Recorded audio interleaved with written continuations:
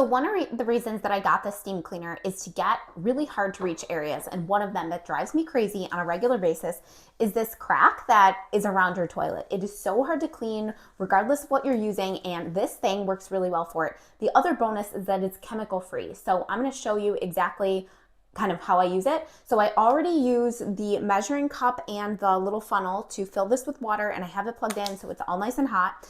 And I'm probably going to use this nozzle here as well as the extension that it comes with as well. So let's do it.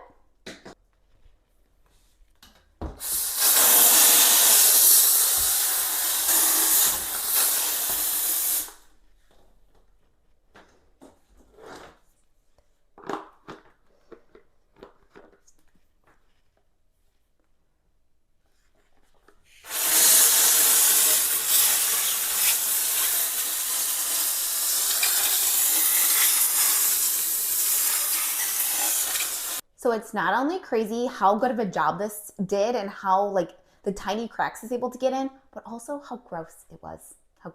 So yeah, highly recommend this.